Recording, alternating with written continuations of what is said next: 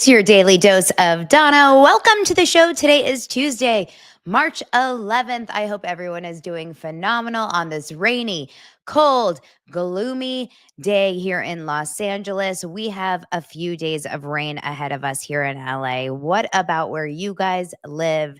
Thank you so much for being here, ready to go in the live chat. I see all of you guys chatting away, saying hello to all your friends, saying that you were here yesterday, that you watched Billy Bush and I chatting it up. We have so much to talk about today. I can't wait to tell you all about that. I'm going to let you guys know that I'm going to tell you all the behind the scenes over in my members only. I'll give you all the behind the scenes kind of gossip about it. It was really fun chatting with Billy and his whole crew over in the Howie Mandel studios. I had no idea that he shoots exactly where Howie Mandel hangs out. So I got to bring Dylan, my son, and it was so fun. So I'm going to share all of that. I sat in the room where Tom Sandoval showed up in the Howie Mandel podcast. Remember that, you guys? When Howie Mandel had Tom Sandoval right after Scandoval? I was like, I am in the room where it happened. Like, forget Hamilton. This is the room where it happened. It's such a fun experience. So make sure to join the YouTube members only. You can do that below. I have a link in my show notes, or if you're on a desktop, right under where it says subscribe. By the way, have you subscribed? You have to subscribe, and I'll tell you why in just a second. But make sure that you subscribe right here and like this video, and then you can join, and we'll do a members only. Today is Tuesday. We'll do one tomorrow. Wednesday, March 12th. We'll do one tomorrow afternoon, and we will shoot the shit. We'll talk all the crap. We'll open up. We'll just do, it's a Q&A. Okay, whatever you guys want to talk about, that's what we talk about. The members only. And I give you all the scoop, and I tell you all the goods about what Billy Bush was like in real life, all the things. Okay, it's all good stuff. All good stuff. But I will tell you also another thing about subscribing here. And I'm going to be shameless, okay? This is my shameless plug. Zach Peter told me to do this, by the way. He said, you got to tell them to subscribe, because if you don't tell them, they forget to do it. And don't make me beg, y'all. But my friend Zach Peter, where's my round of applause? Has hit 80,000 subscribers here on YouTube. And I am like the little engine that could. I am officially one half. I am one half of Zach. One half of him. And he's like half my age. Okay, I am like his mother. So I am at 40,000 subscribers. Get me to 50. Let's get me to 50,000 subscribers. That's my goal. If I can get to 50,000 subscribers, what should we do? Should we have a pizza party like Erica Jane? What should we do? How do I get to 50,000 subscribers? I will give you the best show. I will do such a huge, incredible, I don't know. I will do a striptease. I mean, what do you guys want? I'll give it to you. What do you need? You want me to do a live reading of, and I will pull out the small hands. I will do an entire show with Craig hands. What do you need? I will just rub my face the entire show like this.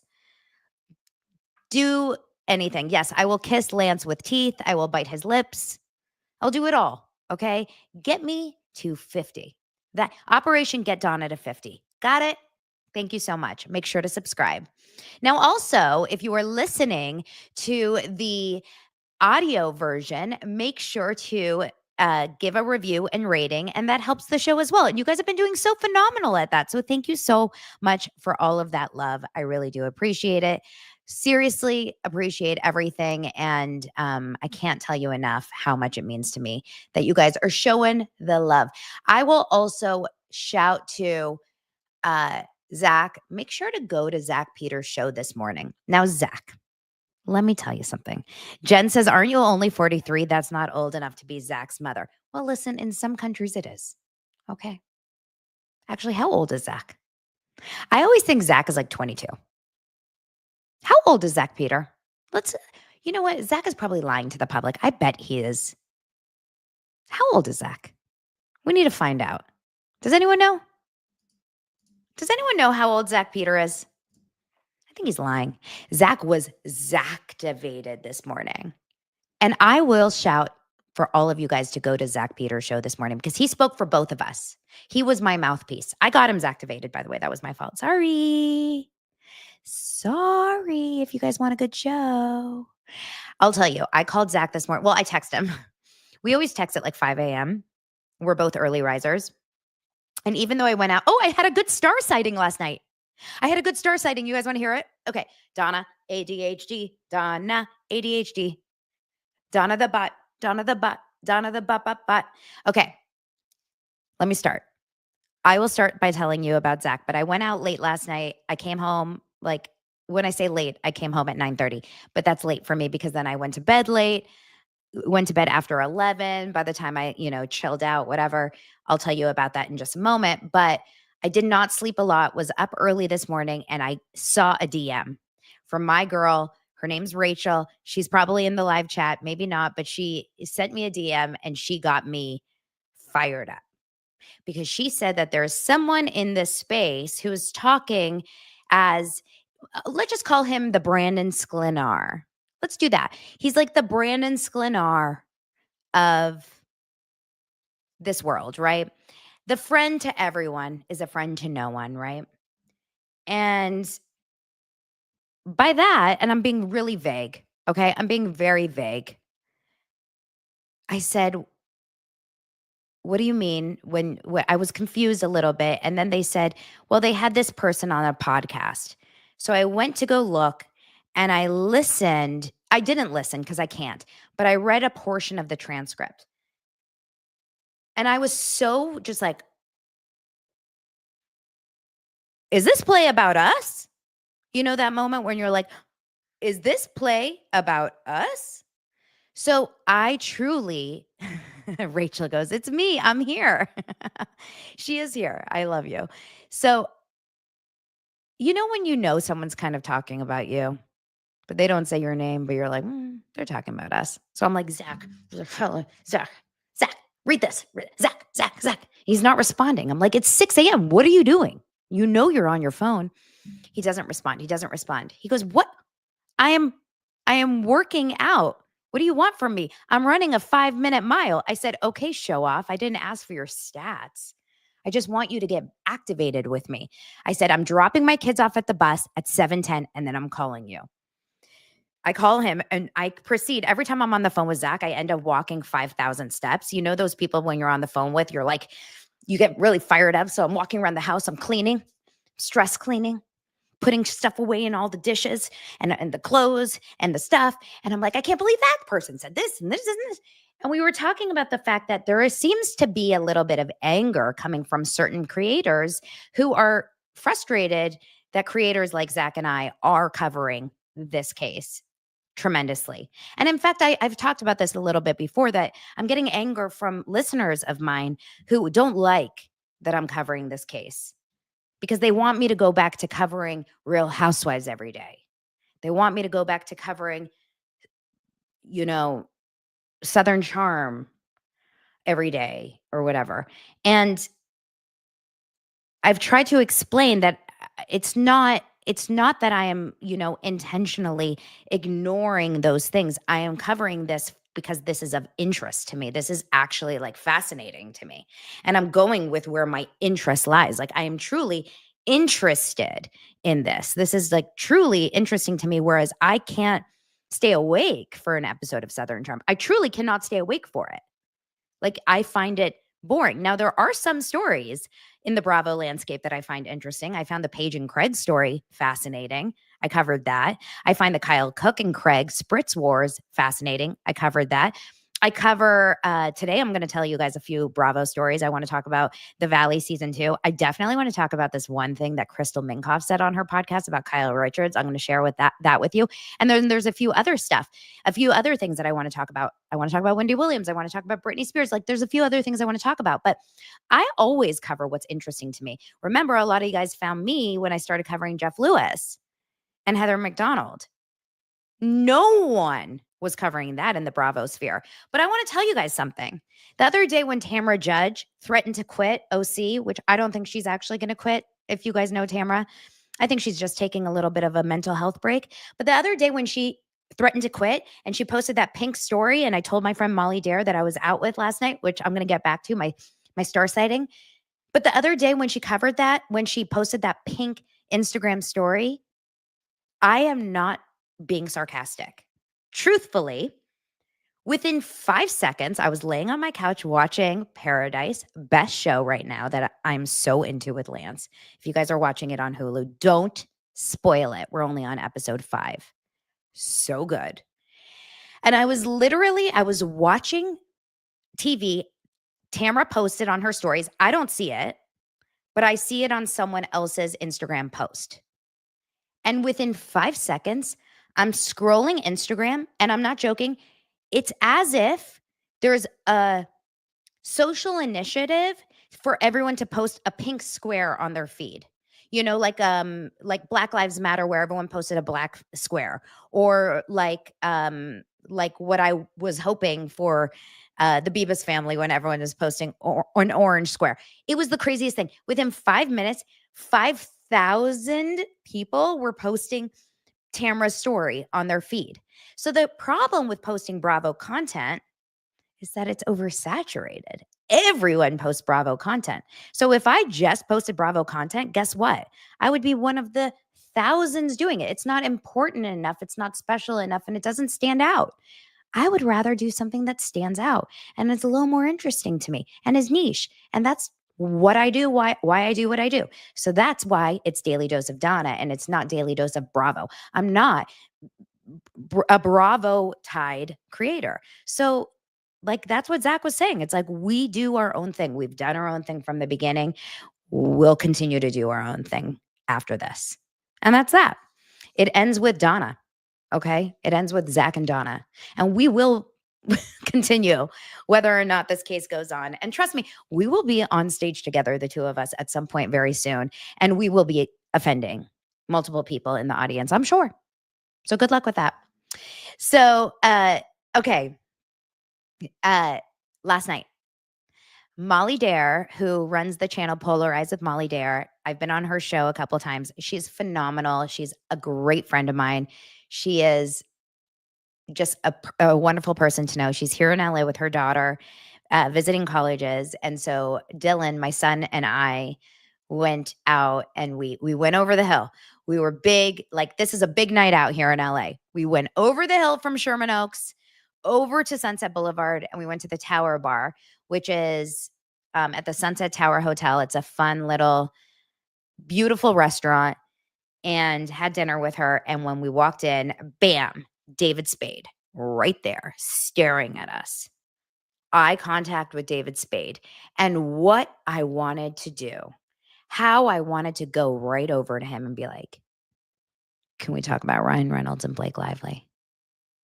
But I didn't. But I wanted to so badly, you guys.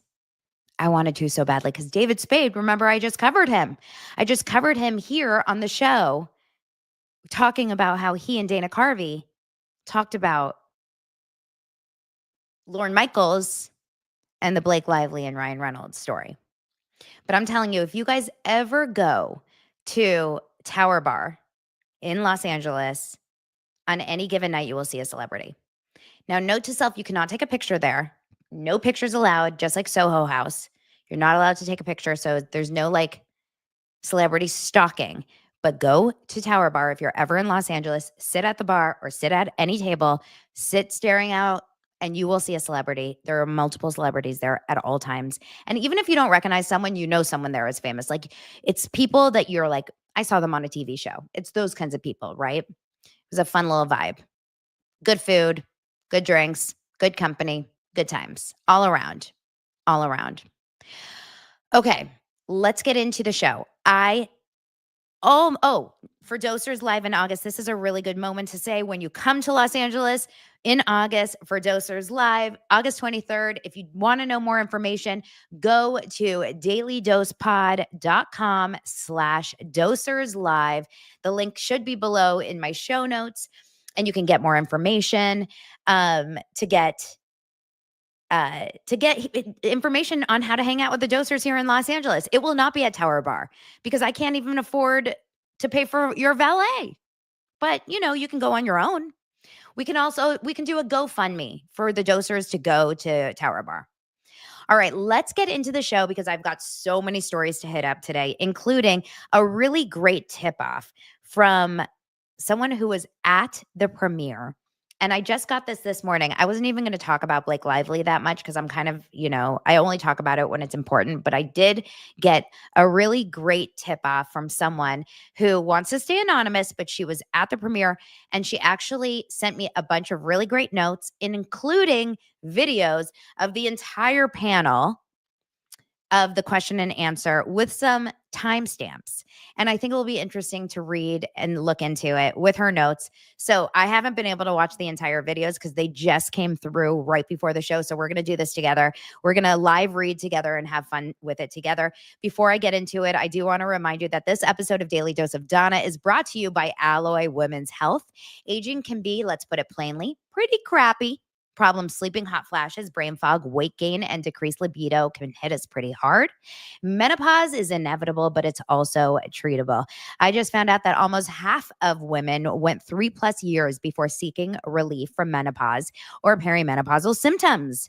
Why would we do that to ourselves? That's because 43% of women reported that their doctors just never even mentioned menopause hormone therapy as an option for treatment. Another 40% didn't even know where to go for a solution. So Alloy can help you live your best, healthiest life through menopause and beyond, offering unlimited access to experts and safe science-backed treatments for your symptoms, skin, hair, and sexual wellness delivered to your door.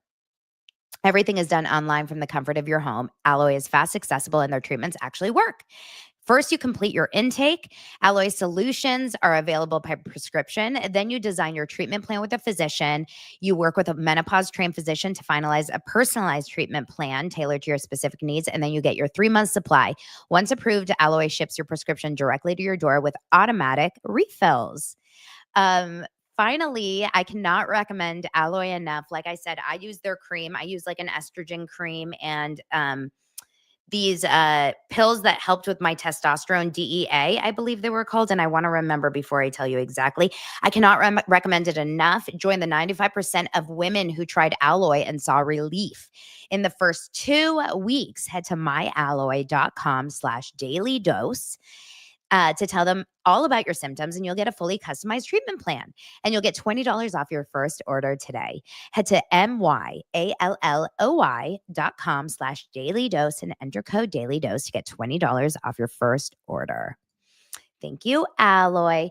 Okay, let's get into the show. DHEA. Yeah, that's what it's called, DHEA. That makes more sense than what I said. I don't remember what I said. All right. Okay, let's get into the show. I have I want to share these videos with you first. So, thanks to our lovely, incredible, anonymous story. I am going to pull up all my notes here so I can get this right. Good luck to me. Okay. First of all, she's so amazing. My incredible witness here, because she sent me all these interviews that Paul Feig has done in prior years, like in 2018, which I'm going to go through in another day and send it to you guys and talk about it, all about how Feig is frustrated that women are props in different movies. He's frustrated how the Ghostbusters movie didn't do well, and how he said, and these are some quotes that Paul Feig has used before, saying, I think it didn't go well at the box office as we should have, because it's a fun summer movie. Some people were like, it's every woman's duty to support this movie, a cult classic with all female leads, but nobody wants that. I don't want to go see a movie to make a statement. I just want to go for fun, which parallels Lively's whimsical approach to DV versus a serious message and hoping the audience will support it to support victims and survivors. It's really interesting. She really is like going deep into this Paul Feig. So I'm going to tear that apart and go for it and go into it another day when I have a lot of, time to get into it. But let's go into the videos. Thank you, Vivad, for becoming a member, by the way. Really appreciate that. I'm going to go into this another time when I can, and have, she just has a lot of a lot of really interesting notes on Paul Feig as a person. So let's go into this video with that she sent. Let me pull them up. Okay. It's a 7-minute video, so I'm not sure if we're going to have time to watch all of it, but I'm going to try to do it with the timestamps. Let's first watch and see how it starts. There's 2 of them. Tell me that you guys hear it okay.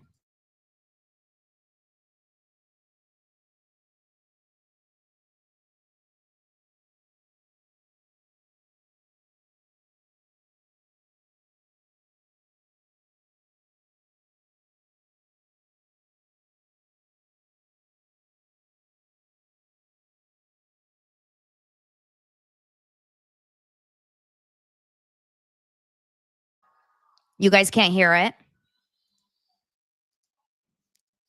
You guys can't hear the video? Okay, hold on. Why can't you hear the video? Why isn't it letting you guys hear the video? That's annoying. Wait, why? I can hear the video.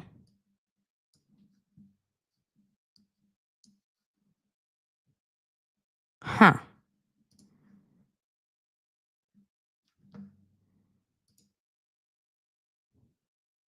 Why can't you hear the video? Okay, let me try again. Present, share screen, window to share audio. Huh.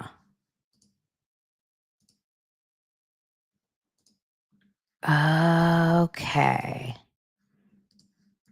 Oh, man. Okay, hold on. Let me see how I can do this.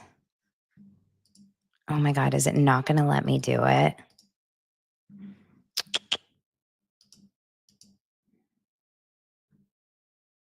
Give me a second. Let me think how I can do this.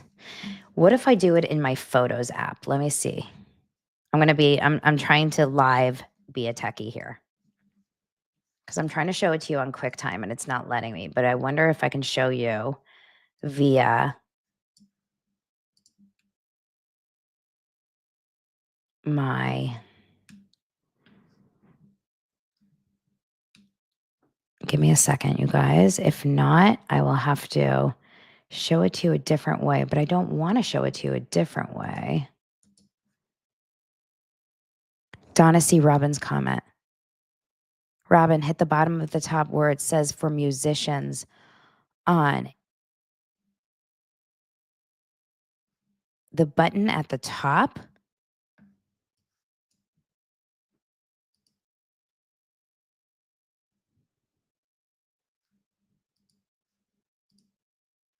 What do you mean?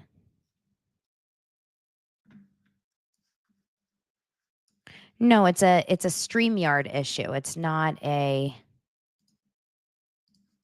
StreamYard issue because I'm sharing it in a new window. Hold on, you guys. I got this. I can do hard things. Y'all. I can do hard things. Hold on. Library. Hold on. Present.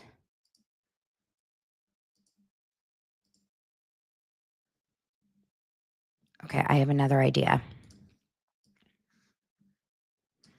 Wow. Okay. Maybe I'm not going to. Give me a second. I have another idea while I'm talking to you guys. I'm going to try one more thing. And then if it doesn't work, I'll figure out another thing and we'll be able to. I'm going to try to export as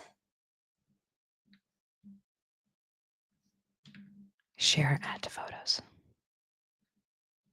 Give me 1 second.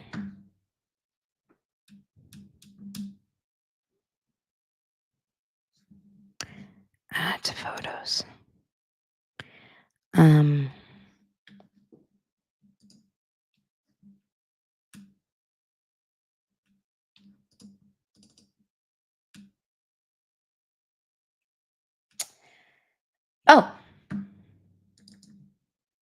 please work? Hold on. If this doesn't work, then I don't know. It may not work again. Hold on. Let's try one last time. It's the fact that it's in a... I don't think it's going to work. Tell me if you guys hear this.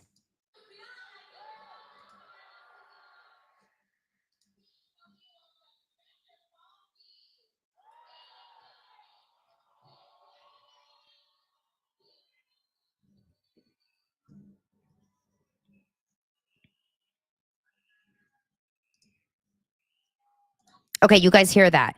It's quiet, but you hear it. Okay, let me see what I can do about making it louder. And I hate that it's not full screen, but it's better than nothing, right?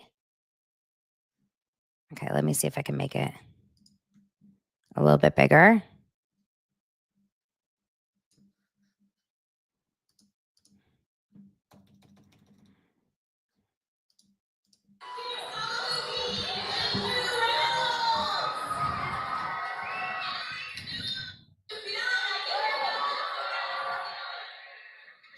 Okay, this is...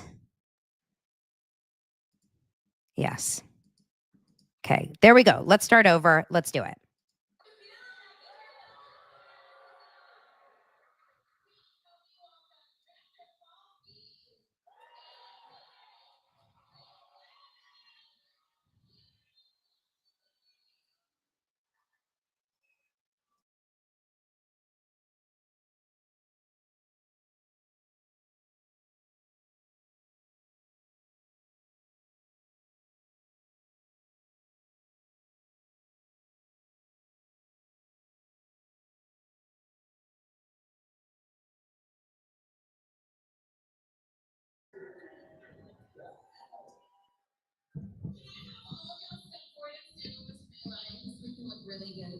Wait, we're not. Arna and Taylor, where are you guys? You should be up here too.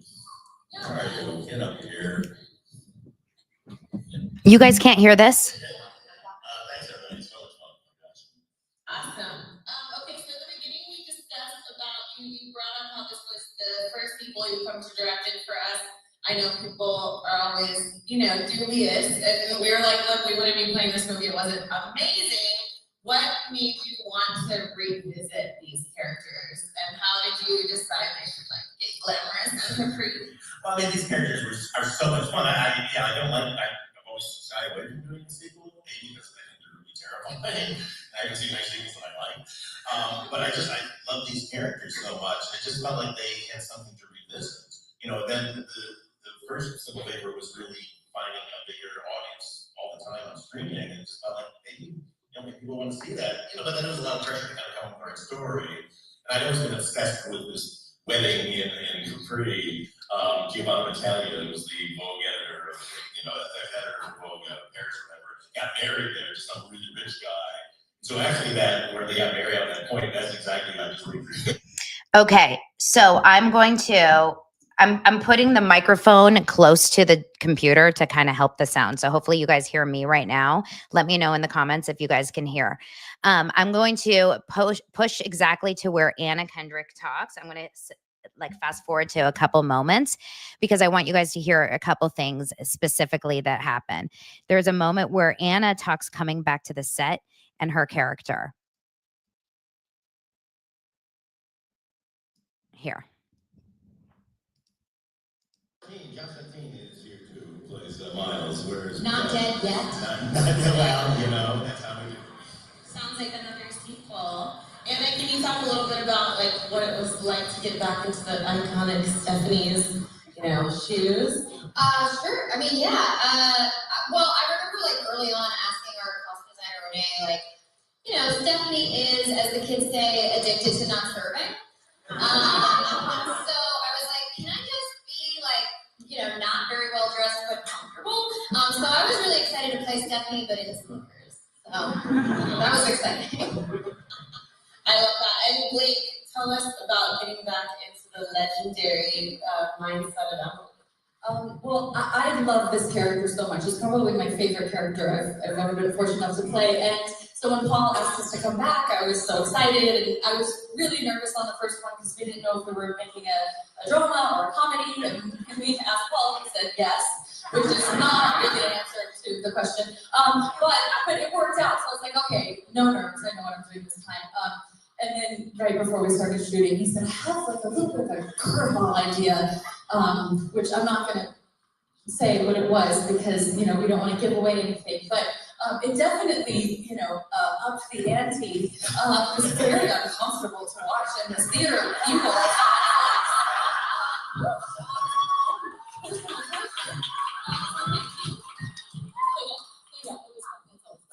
getting to work, and again, obviously, it's incredible for the people. Guys, take one moment to say something very obvious. Everybody, please don't put out any spoilers whatsoever. There's a lot of twists and turns in this, like that. Wait, I'm just going to tell the ending real quick, though. God. Okay, and let's talk a little more about Stephanie. She's obviously, you know, lived a whole life and solved a lot of cases since the end of the first film, but it's obviously she's still obsessed with Emily. So what do you think is like compelling her to take the risk and to Girl, I wish I knew. Stand the fuck up, dude. Like, it is crazy. I'm like, this is your tormentor. Stab her in the neck. Bro, grab her. So, like, yeah. So one thing that you guys, hold on, let me pause it. Whoops. That's my son's baseball field. One thing that I want you guys to hear is basically Anna, and Blake talks about a sex scene in this movie here. I'm going to show you guys the notes. Or I'm going to read you guys the notes that she said from I'm trying to piece together because she wrote all these notes and then she sent the videos as well. But she talks about the notes. So she says that it says in the sequel, Another Simple Favor, Anna Kendrick answers a question after the premiere during the cast Q&A where she states, I wish I knew. That was the question that you just asked about Stephanie. That's her character. Where she states, I wish I knew. I'm like, Stephanie, her character, stand the fuck up, dude. Like, it is crazy. This is your tormentor. Stab her in the neck, bro. Grow a pair. It was clearly not only character related, and the other cast members look visibly shocked that she said it. Anna said that about Blake Lively's character. Anna then goes on to say that she prepared for the role and entering into certain peril by watching Robert Downey Jr., who declined to work with Ryan Reynolds on Marvel movies, even though Reynolds gave him the hard press. Also in the sequel, the movie, an intimacy coordinator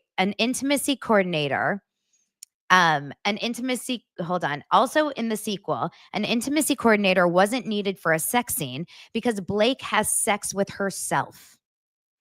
As in a green screen with herself as two people. One character is the returning character of Emily, and the other being her long-lost triplet sister. Yes, sister. In the cast Q&A after the premiere, she laughs about Paul Feig approaching her after saying yes to the film.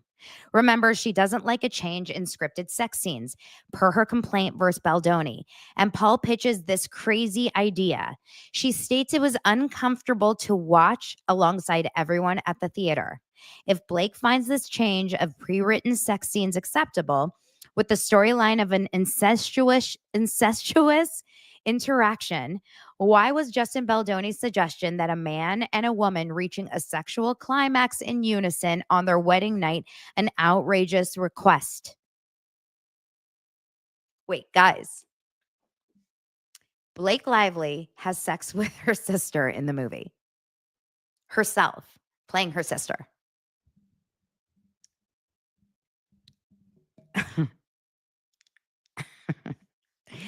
Then her personal notes, this is the insider's personal notes who saw the movie, says, keep in mind this is the sequel to the first movie, which portrayed Anna Kendrick's character, Stephanie, to have had an ongoing sexual relationship with her half-brother. I haven't seen A Simple Favor, so I have no idea that was the movie. That relationship continued after she was married, and her half-brother may be the father of her son. What in the world is Paul Feig's interest in incestuous relationships? Now, am I going to get a cease and desist that I'm sharing this? I literally have no idea what's going on in the movie. Someone told me this in an email. I have no idea what's going on. I've never seen either movie. But what the hell? Then it also says Paul also displays a lavender marriage in the sequel between Michelle Maroney, who is engaged to Lively's character. What is he trying to tell us? What? Here's some noteworthy lines in the movie. Oh, this is all alleged. Thank you. Yes, this is all alleged. These are some other noteworthy lines in the movie. I'll sue you into oblivion, says Blake Lively in the movie.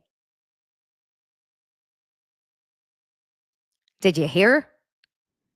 Blake Lively says, I will sue you into oblivion in the movie. As Emily, Blake Lively's character.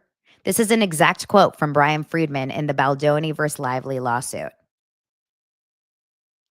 Okay? She also says, you'll receive a subpoena. I have an amazing group of lawyers. Emily says that also as Blake Lively's character. Emily, Blake Lively's character, also says, I'll sue you for not getting my consent. Stephanie, as Anna Kendrick, says, if he is innocent, doesn't it matter now?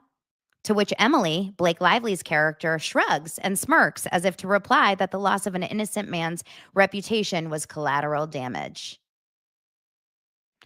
DV are the initials that are used throughout the entire movie.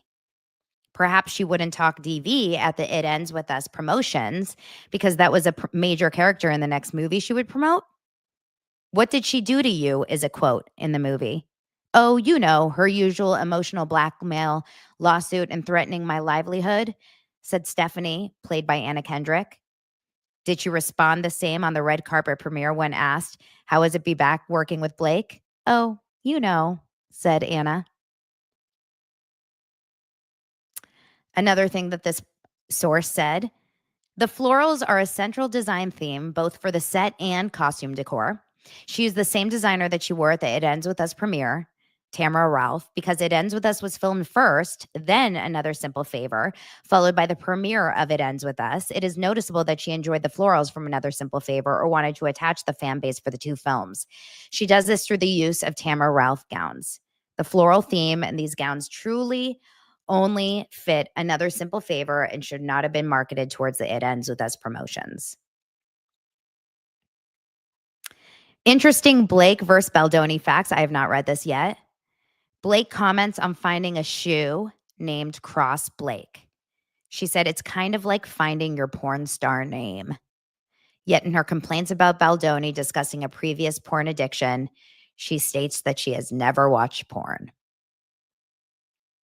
I don't know, but this person who has sent me this sounds like she's deep in the rabbit hole as well. It's kind of wild, right, guys? So was Paul Feig in on the Ryan Reynolds train of just making fun of Justin Baldoni with the vehicle of Another Simple Favor? Like, what is happening? Cross Blake. That's her porn star name. She said it. You know, that magical, mystical thing that she's heard of once upon a blue moon called porn. She's never seen it, but she's heard of it.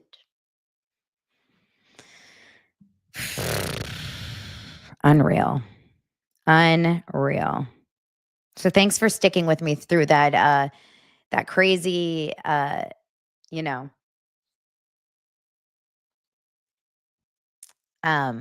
technical difficulties. But isn't that crazy? Wild.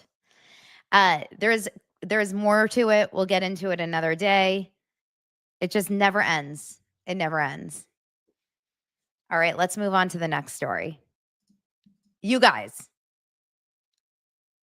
The Valley is going to give us so much good content this season. Have you watched The Valley this season? Have you watched how good the first season? Are you into The Valley? Do you even know what The Valley is? Do you care about The Valley? If you haven't watched The Valley, I'm going to tell you right now, this is going to be a good show for season 2. I promise you. I promise you. You will love season 2 of The Valley. Okay?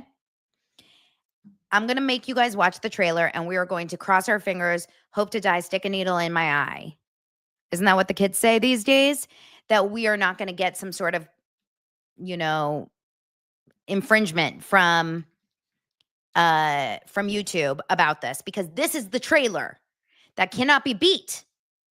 It's so good. I'm even going to pull up Queens of Bravo on X because they actually shared it, and they shared it in a wide, and I want to do a wide, and I'm going to pause it and chat. Okay? I'm going to pause it and chat because it looks so, so, so good. The Valley has Jax Taylor in it. Those of you guys that know a little bit about Jax Taylor is the worst. If we think that like Ryan Reynolds sucks, if we think that all these other guys suck, Ryan Reynolds has nothing on Jax Taylor. I think Jax Taylor is worse than all of them. Sorry, Jax Taylor would be so excited that I put him and Ryan Reynolds in the same sentence. He is the worst guy. I mean, awful. But this trailer looks crazy. Let's watch it together. This is The Valley season 2, and I will definitely be, pausing it throughout here because I don't want to get a copyright situation.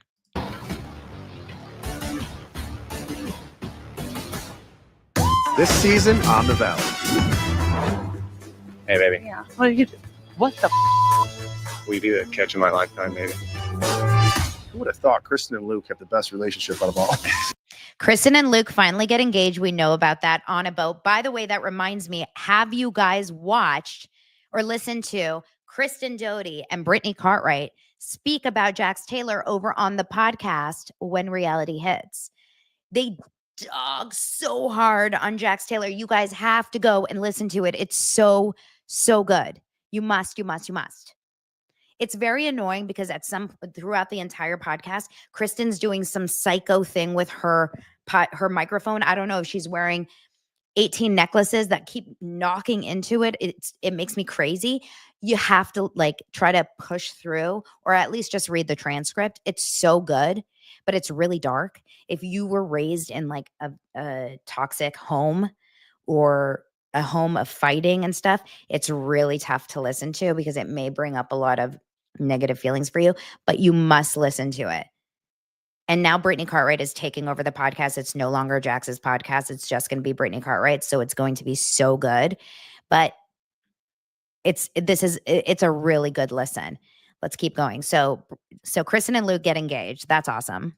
Jax has been seeing people. He had a girl staying here at the house again last night. There is a thong on my bathroom sink. Yeah, it's like, why was there a baby wipe on top of it? She wiped her vagina and it's on your counter.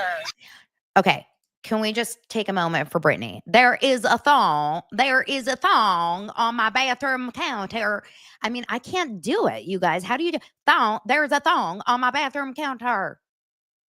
She wiped her vagina and put it on my counter. She wiped her vagina with my baby wipe. She wiped her vagina with my baby wipe. Hysterical. Date night. I mean, I hope Brittany gets some more date nights. Date nights. It's a new Moby Dick for Britney. $20 to start Christmas on. Y'all are weird as You're mean to my friend. I think you're toxic. I think you're a narcissist. We get a Lala Kent sighting. And I'm happy I don't have to deal with you. Well, this gave me a good laugh, so thank you for that. Scrotox. Let's frickin' shoot your balls up. Hi, Mr. Kochi, you've been served. I already told him filing, restraining order, and custody. I'm at the point where I'm so in love with the man I want to become that I'm just not satisfied with who I am anymore. Michelle admitted that she cheated on me. I have evidence that she's sleeping with a billionaire for $1,500 a night. Did you not cheat? Did I ever tell you guys that I saw Jesse Lolly when I went to the Two Teas in a Pod, the Tamra Judge and Teddy Mellencamp show? How I was in the VIP area with Teddy and Tamra, and Jesse was there. I mean, he's a small guy. These guys are all real small. I want to say he's 5'5". Nice, but like small. He's a small guy. Do you guys like Jesse? Jesse and Michelle, I don't think I like either of those two. Day night. Let's keep going. I think they're a very toxic couple together. You. When Jason goes out, he takes his wedding ring off. There's been background of Danny getting wasted and handsy and inappropriate. Sorry, babe. I love you. Put your hand right in my boobs. Well, that's what I wanted to be. That's what comforts me. You're exhausting. You give parent energy, and I'm done with it. My husband's not the one out here grabbing asses. Wow. You. What happened? Janet, what you say? You're drunk. Well, she's a hooker, so it's fine. Okay, they have kids, and she ends up saying, I am the mother of your effing child. Can you imagine being on a TV show and calling the father? This is what Britney and Jax do too. They are parents, and their kids will grow up and see their parents fighting with each other, calling each other drunks, alcoholics, coke addicts, hookers, prostitutes. Like, what are we doing? Oh my God, I have a rip on my shirt. Guys, look what's happening. The stress is breaking my shirts. Oh, God. This is crazy. Okay, keep going, right? Keep going. The mother of your child. This is why I feel crazy 24/7. I've never blacked out and hurt my friends. I can't take it. I want to scream. You don't know what I come from. We had to get cans out of trash cans to pay rent. I had to sit in my car at the parking lot where I work. He has people watching me. I'm going through so much. My husband's in rehab. So you have to attack me because you're going through something. Michelle and I are the most sane people in this whole house right now. LOL. I'm going through some shit. I just want you to be there for me. That's all I want, Kristen. To reason it's crazy Kristen, not crazy Janet. I'm done with this. Don't make me knock your ass out. Knock me out. You're a fan, bitch. I was terrible husband. Good father, great father. Terrible husband. Yeah. April 15th, baby. Isn't April 15th tax day? That's always what's in my head around April 15th. It looks so good. I love how Jax Taylor is telling Tom Sandoval, of all people, I'm a terrible, terrible husband. Great dad. Great dad. I love how Jax Taylor still thinks he's a good dad after Britney Cartwright, who I trust more than Jax Taylor. I mean, I trust my lip gloss more than Jax Taylor. I trust the skinny hand of Craig Conover over Jax Taylor. But Jax Taylor has literally been told that he has yelled in front. Britney Cartwright said that Jax Taylor was losing his mind, coming off of cocaine, screaming, threatening while Britney Cartwright was driving the car with his son in the back of the car. That is not a good dad. Jax Taylor is not a good dad. Okay? He may love his kid, but that doesn't make you a good dad. Love is only so much. To be a good father means way more than just saying, I love you to my kid. I love all these dads who are like, I'm a great dad, but I'm also an addict who yells at his mom in front of him and, kicks the mom out of the house and cheats on the mom and this and this and that. But I'm a great dad. Great dad. Bye. That's not a good dad. My dad always said, I'm such a good dad. Yeah, sure. Sure. Great dad. Such a good dad. Such a good dad buying me cigarettes at 15 years old. What a good dad. So he's very triggering to me, that Jax Taylor. I'm not a fan. I'm not a fan of that Jaxie. Okay, speaking of Bravo and another story, really quickly, did you guys see this about Lindsay Hubbard trying to kind of out Craig as being a little cheater, pumpkin eater? I'm not sure if I'm liking this, and I don't even know if it's true, but do you guys think Craig Conover has actually cheated on Paige? I just can't wrap my head around this actually being the truth. I know that they're trying to pull this shit where Paige is like, he has texted multiple women and they're trying to pull this, but I can't believe this. I just don't believe this. But on the virtual reality podcast, which is on page 6, they're saying that Craig Conover, Lindsay Hubbard is trying to kind of pull this thing that Craig Conover has cheated. And let me show you guys the clip and you tell me what you think. Check it out. I just don't want to believe it. Post-Craig breakup, and you're literally pumping. You're fully clocked in. You are in it. She's talking about him texting other bitches in their, during their relationship. What was your reaction to that, and had you heard that before? Like, had you heard rumblings of him talking to other girls? Who? I feel like you have something to share. Did you bug my apartment or? Possibly. I mean, I don't know. No, I had heard stuff through the grapevine a long time ago that I have since texted Paige about. But that's not my circus. We'll figure that out later. Not my monkey. Not my sink, not my dishes. When you met up with Paige. What do you guys think? Of all things, I just can't wrap my head around the fact that Craig Conover has cheated on Paige. I feel like he would have given up his small left hand for Paige. He would have given up his bees, his small left hand, and his backyard. I just can't. That's one rumor I just can't believe. I just can't. Oh, I guess I said earlier that Jax Taylor was talking to Sandoval. I can't get Sandoval off my mind today. Because it's the third anniversary of the second anniversary of Sandoval. That's actually a good moment to bring up that on Not Skinny But Not Fat, Sandoval was actually, he's on the show. And, I have a new love for Sandoval. I'm way over my hate for Sandoval. Anyone else? Anyone else over it? I'm totally over my hate for Sandoval. Don't care. Moved on. The Traitors won me over. He's so cute, so funny. Not so cute. I mean, don't get me wrong. I'm not like in love with Sandoval, but I'm over it. Like, I don't care about the scandal of it. I've moved on, and so has Ariana. But Not Skinny But Not Fat has Sandoval on her show today. Oh my God, look, trigger warning, Ryan Reynolds, front and center, being pinned. Oh my God, he and his like little eyes. Very, very triggered by that. Here is Sandoval talking on Amanda Hirsch's podcast today. It's been 2 years since Sandoval. Yes. I think it was like the anniversary of it a few days ago.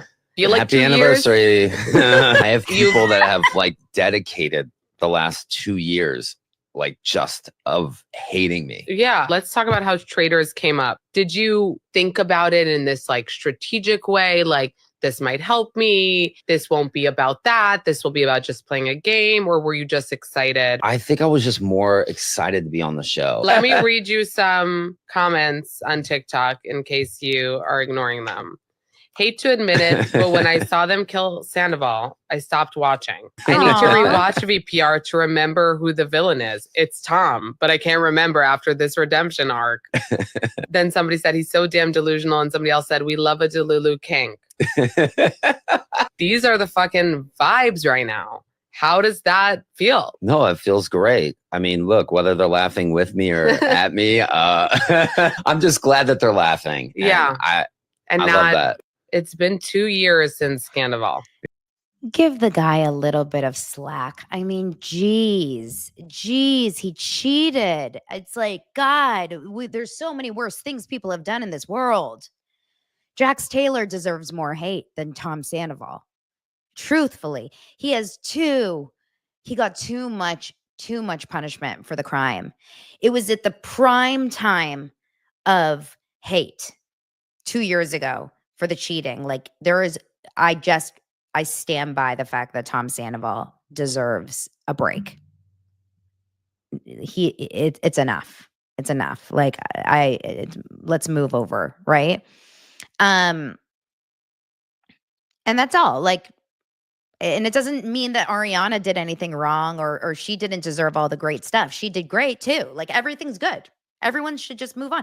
I have like a little warmth for Tom because of all the hate he got, and that he still is okay. He still shows his face. Like, that takes a lot of courage to have the world hate you and still be okay and be able to laugh at yourself. Like, not so many people can be that proud, or not so many people can be that, not proud, strong.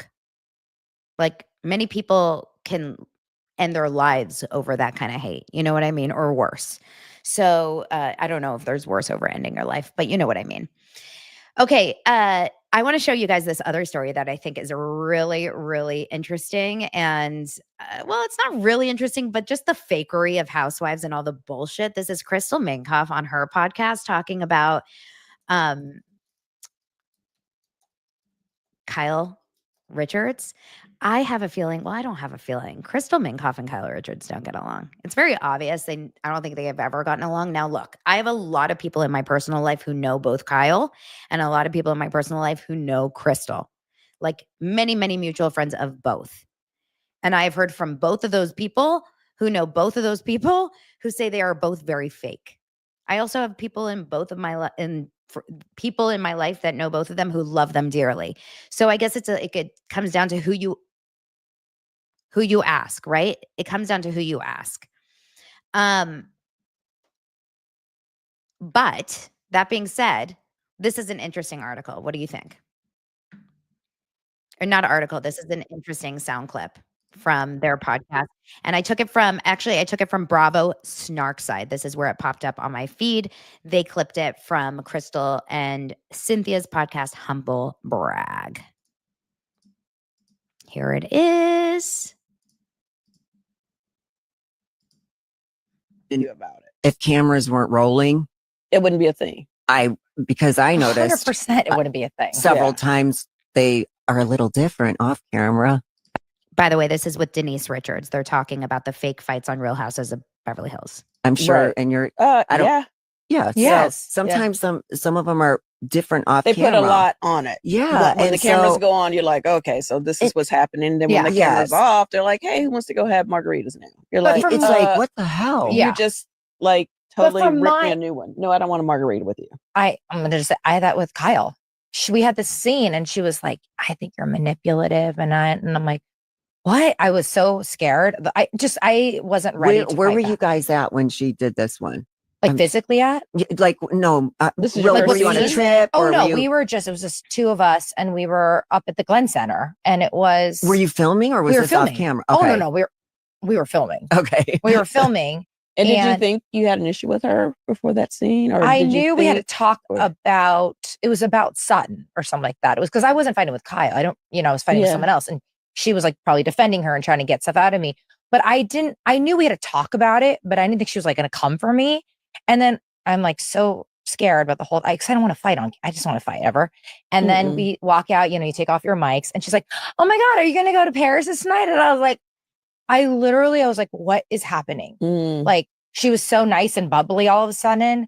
And so for me, every time I walked into a scene where I'm like, we're fighting, it felt so like I don't know if it's fake. I know. My problem I is know I what you're don't saying. know. I think that's My very problem is I don't confusing. know. It is Yeah. confusing. Like, did you Like, really when I feel get that way about into me, but an- you don't care that much? You just needed to say it? Or is this fake? Or maybe she Right. does feel this way. But the problem is you never know. You and never that's know. The problem. Now, like if I were to film with Rinna right today, I would for real argue with her. Right. Right. Right. But 'Cause you prior need- to that, Yeah. I don't know if they were really upset about stuff. Were they trying to create drama so that they're on camera? I have But no now idea. you would fight with her because Because I have a real issue it's with real. her. Yeah. Right. But when you're in it, and I think that's the thing, like you need to get off the show to get perspective because when you're in it consistently, you don't know what's going on. Like it really feels like It's a learning curve. It's so interesting, the whole world of being on Housewives and then removing yourself from it. And I think that Tamra, this kind of moves into Tamra.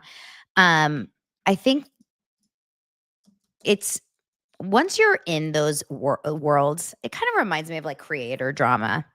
Zach Peter told me just recently when I was in the midst of my own creator drama that I think that actually, I'm going to bring up Heather McDonald. That Zach said that he had talked to Heather McDonald when she was going through it, like with the Jeff Lewis of it all. And Heather had said, when you're in the midst of it, when you feel like everyone is against you, it feels literally like there is nothing around you, that no one else is thinking about anything else but that. The world is against you. Everyone knows about it. Everyone's talking about it and everyone hates you. And honestly, I feel like I was going through that too a few times when I felt like the world was against me, when there was constant hate about me online, when I felt like everyone was trying to cancel me, when people were attacking me in my comments, et cetera, et cetera. You feel like you can't go anywhere without people are talking about you. And I've talked to creators and podcasters who even have smaller audiences who feel the same way when they say something wrong, or when people are out and really angry with them. They feel like everyone knows about it. Everyone's talking about it. Yet so many people out there have no idea what's going on, aren't even paying attention. But when the drama is about you, you feel like it's everything in your world. You feel like you're in the center of the bubble. So when you're on a reality show, I think what happens is you feel like it is the center of the universe. And so for someone like Tamra in that moment, when she was filming in Real Housewives of OC in New Orleans, she probably was overly tired, overly stressed out, maybe felt out of her element, maybe felt ganged up on, because she's in this room, I'm assuming a dinner, with, think about it, she's with Gretchen, which is an enemy, Shannon, who I'm assuming is an enemy, Katie Janela, Jen Pedranti, enemy. And then she's got, I'm assuming Heather Dubrow is somewhat on her side, but is also very close with Shannon. So she feels probably playing a little both sides. And then Gina, who's also, Emily, who's also kind of plays both sides with Gina. So she kind of just feels probably very much on an island. And I know a lot of you guys really don't like Tamra. So I get it. I totally get that you guys would think Tamra brings it on herself, etc. But at the end of the day, I do think that Tamra probably just felt incredibly overwhelmed, really felt like she had no one on her side, felt very torn with everything going back at home, incredible stress, incredible all of that. And just like anyone would on a reality show, you feel sometimes like it's too much, like you just can't do it. And that's why so many housewives run away and say, I can't do it. Enough. I'm leaving the scene. I'm walking away. I'm going away. Shannon does it. Meredith Marks does it. So many of them do it. The problem is some of them are a little bit more knee jerk and post on their stories or whatever, and some don't, And if you disagree with me, clearly some of you are very, very angry, shockingly so angry about it. Why? What did I say so wrong? You think I'm like standing up for anyone in my comments? I'm not at all. I'm just saying that if you were in the fight of a reality show and you feel like you are currently going through major drama and you feel like everyone's against you, you would probably want to run away from the situation as well. I think everyone's done it on a reality show. Name one housewife who hasn't wanted to run away from a fight on a show. Name one. Kyle Richards does it. Every single housewife has wanted to leave a fight. Sutton does it. I actually can't really think of any housewife that hasn't left an argument. What's the issue? I'm like, I don't understand why people are so intent on like attacking someone for having real feelings. It's so strange. It's really strange. So if people want to, go after Tamra, like go for it. Absolutely. Everyone can go for it. I'm not being her bodyguard. It's very strange in the comments. Like people are like, you're standing up for Tamra. Am I? Am I standing up for Tamra in this conversation? I don't feel like I am at all. I'm not saying like, don't go after Tamra. Go for her. Go after her. I don't care. I have no vested interest in standing up for Tamra whatsoever. You can go after her if you want. I just think it's absolutely a normal reaction whatsoever to run away when you feel like everyone's attacking you. I would do it. Like, I don't get why in the world anyone would feel different. I am not strong enough to sit there when I think 5 women are attacking me at a table. Like, I don't think I could handle it. So I think every single housewife probably has had a moment where they've been wanting to run away. That's all I think. So I don't know. The Tamra stuff gets people real activated too in the comments. So anyway, okay. So let's think what else there is from in the comments or in the stories. Oh, Wendy Williams, she left her guardianship yesterday. Okay. Hold on. Let me pull up the story. Wendy Williams left her guardianship yesterday because remember she posted this note saying help please to the paparazzi. They pulled her with a police escort and she passed her psych test. And now her guardianship is investigated as elder abuse after she was sent to Miami with no money. So Adult Protective Services opened a case last week after her guardian, Sabrina Morrissey, sent the former talk show host to visit her father in Florida with no money. A source told the outlet that Williams' civil rights and liberty are being denied and accused Morrissey, her guardian, of enabling elder abuse.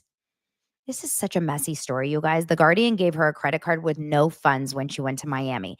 During her trip to see her father in Miami last month for his birthday, the credit card was given to her by Sabrina, was declined, and someone else had to pay for her purchases, and that's elder abuse.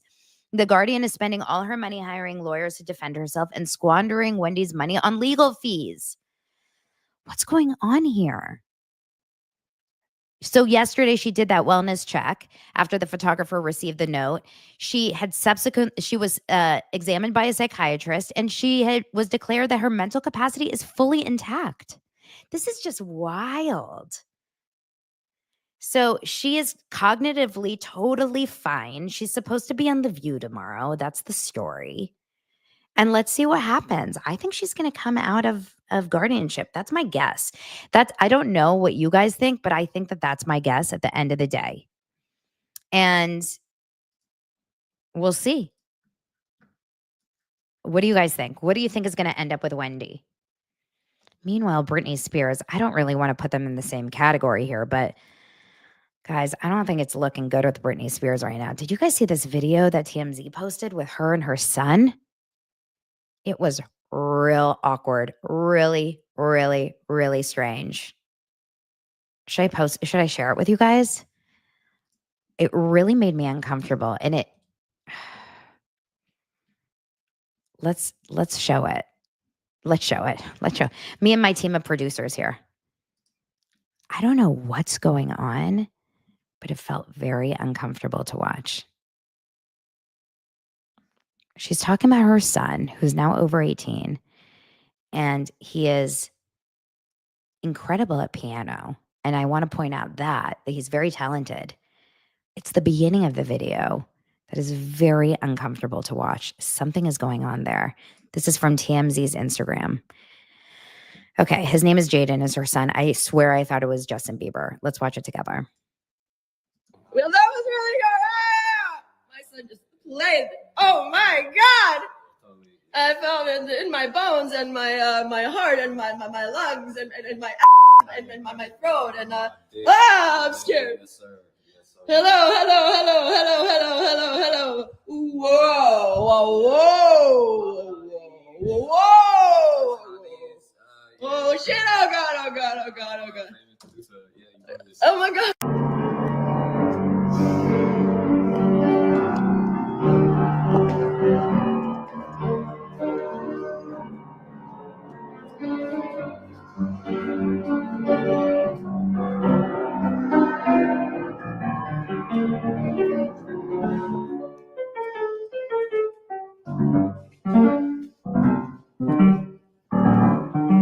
That's sick.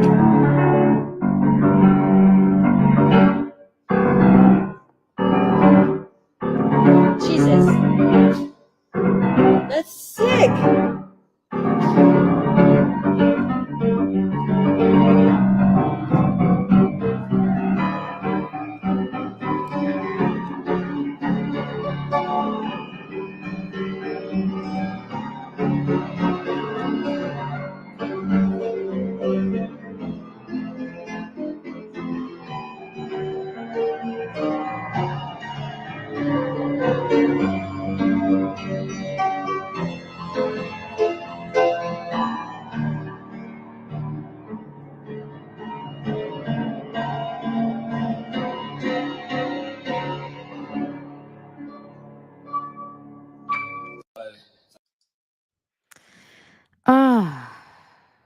Listen, number one, he's incredibly talented. Like coming from a parent of a piano player, if Dylan could play like that, I would be blown away. I would be in shock. Like he is unreal. He's so talented. The beginning of the video really freaks me out. No? I don't know. Also, didn't they not have a relationship whatsoever at all? So what's going on with their friendship? All of a sudden, they're really close now that he's 18. It's really interesting. And then she just burned down another room, I think. I just read, let me look. Like, I just read that she burned down. Here, this is another. I don't report on Britney often, you guys. I really don't, because I do feel like a little uncomfortable about it. I'm going to make the video on quiet because there's music on it. But this is, look, I mean, she looks sick, but this is TMZ talking about it. Lake song, and then she goes and kind of sticks a foot kind of into the fireplace and squats. Oh my God, watch your hair, ma'am. This is dangerous. She's in the fire. House, backing into a fireplace. It's safer than the knives. It is safer than the knives. Is it? Yeah, the knives on fire would be the worst. That would be. If she lit them up and just started swallowing them, like. Oh my God, you guys. I mean, she looks hot, but she's like body in the fire. What's happening? It's freaking me out a little bit. Well, you guys, tomorrow afternoon, we're going to be doing a Daily Dose of Donna members only. So come all. Let's go have fun. Thank you, Maddie, for gifting 5 Daily Dose of Donna memberships. Thank you for subscribing. Thank you for being here, you guys. I really do appreciate you all so much. I appreciate your support. I appreciate your fun engagement. Truly, so much fun. Thank you for being here, and I love you. I will see you guys over on Facebook, over on Instagram. Make sure you follow at This Is Donna Bowling on Instagram, on TikTok, everywhere around. I'll talk to you guys soon. Bye, y'all.